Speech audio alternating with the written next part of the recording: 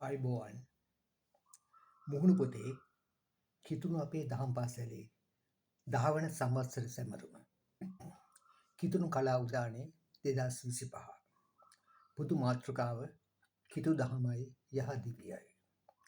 මගේ සම්පූර්ණ නම AAD සුනිල් සරත් අල්කමයි. තරඟ ලියාපදිංචි අංකය M.1.5.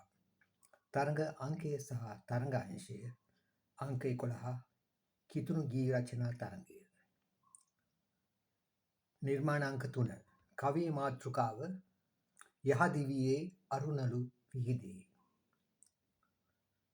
කෝරස් එක විහිදේ විහිදේ අරුණළු යහදිවියේ ජේසු අපට දුන් උපදෙස් හරිම අගේ.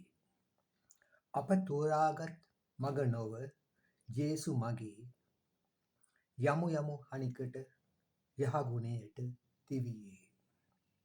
අන්තරා පළවෙනි කොටස සෙනෙහසේ මල් පිපෙන උදෑසනක් ප්‍රේමයෙන් ලෝකයේ දෙස බලමින් මුසපත් කර මල් රුවද සුවඳගෙන ආදරයෙන් හැම රැකගනිමු.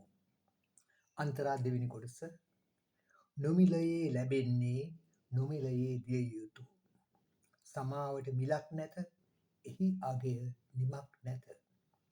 වෛරය අතහැර ජේසුන් මග යමු කුරුසියේ පූජාවට ගරු කරමු. අන්තරා තුන්වෙනි කොටස සමාව දෝතින් ගෙන ආඩම්බරයෙන් ඵල නැහැ නැත්නම් වරදට කඳුළු ගලන කඳුළුවල සෝදා හැරියොත් නැවත නොෙයි වරදට හේතු.